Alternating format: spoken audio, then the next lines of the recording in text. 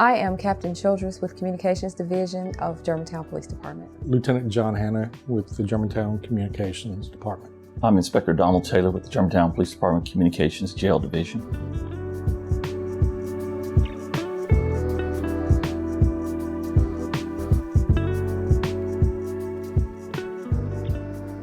I chose this profession because I realized it would be a benefit to the community, and I just like to talk to people, and then I like training people.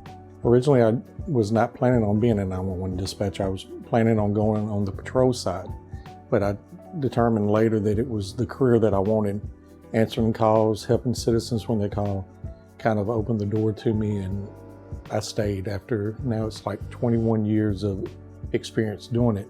I decided to become a 911 dispatcher because I like to help people. I've always been involved in the community and I like to help people. Some of the main responsibilities of a dispatcher is to have compassion, to be calm. A good one is to be able to multitask. We have a lot of tasks that we do all at one time. The most important part is just to be understanding. You have callers and they just need someone that they're able to call and talk to. 911 dispatcher, we are responsible for gathering information from our callers, putting it into our CAD system, dispatching our police, fire, EMS to the appropriate nature calls, keeping a radio contact to ensure their safety, and getting them home to their families. The Germantown Police Department Communications Jail Division, we are the answering point, the first point of contact for the police department, fire department, EMS. We receive 911 calls, we receive direct calls from the public in a crisis. The role of dispatcher is critical because we are the point of first contact and we have to get the information correct the first time. Sometimes you don't have a second time to get the information, so it's critical that we get it right the first time. A typical work day is basically you might walk right into the office and have to run immediately to catch a 911 call. You are dealing with the police radio, the fire radio. We're also handling 911 emergency calls. And we also work in the jail, so we are responsible for the safety and the security of the jail. So you have to go back, you have to feed inmates, you have to deal with that part of it. But basically you're answering the phones, you're dispatching calls on the radio, and you're helping citizens that come up to the window. In dispatch, we have 3 shifts, 6 to 2, 2 to 10 p.m., and then 10 p.m. to 6 a.m. is our overnight shift. We're staffed by at least 3 to 4 dispatchers per shift, one being a supervisor, and we maintain 24 coverage for the city of Germantown. I would coach somebody in a stressful situation over the phone. I tell them we're here to help. Help is on the way. Just, try to relax, try to stay calm, and try to get as much information as I can to keep them talking. The first thing I would do with the dispatcher is remind them to take a breath, to remain calm. When you're dealing with a caller, you have to always identify the caller by their name, not constantly saying ma'am or sir. That way, you're calm, you're also calming down the caller because they're going to recognize that you're talking to them by calling them by their name. That way you can get all of the information that you need to proceed with your call to getting it typed in and having it dispatched out. We have to remain calm ourselves. We have to try to keep them calm, talk them down in order to provide the service that they need. If you call me saying that you need, that someone's not breathing, then we're going to keep you calm and walk you through the steps how to do CPR over the phone. I had a call from a child. He called and said immediately that he had just found his 2-year-old brother in a swimming pool. I immediately told him to get the brother out, put the brother on the concrete.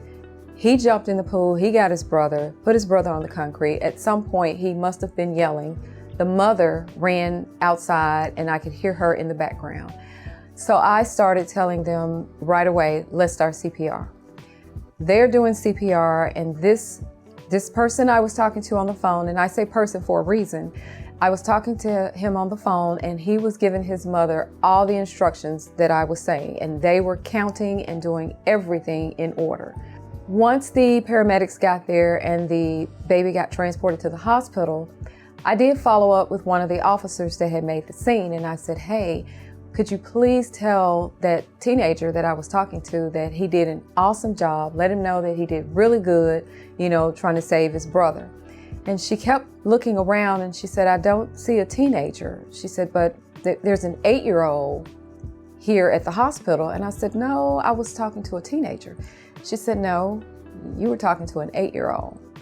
And I still just could not believe I was talking to an 8-year-old and that 8-year-old was following my instructions to the letter.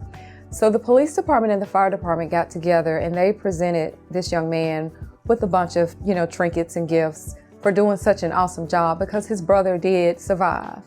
And they went over to a school at Farmington Elementary and presented him with everything. And I was allowed to attend that event. And so I got an opportunity to meet the 8-year-old and his mother and the 2-year-old. I'd like the community to know that we're here to help. When you contact 911, we're gonna, I know you're expecting us to get there as soon as we can, but there are a series of questions that we have to ask, that we have to give to responders to let them know what they're going into. What I would like the community to know is we're people also, so we understand that there are concerns. But when we're asking these questions as we're getting officers started, they're coming, but these additional questions help us to process what needs to be done as we make the scene. We have a standard set of questions that we have to ask the public before we can dispatch the police and the fire to emergency scenes.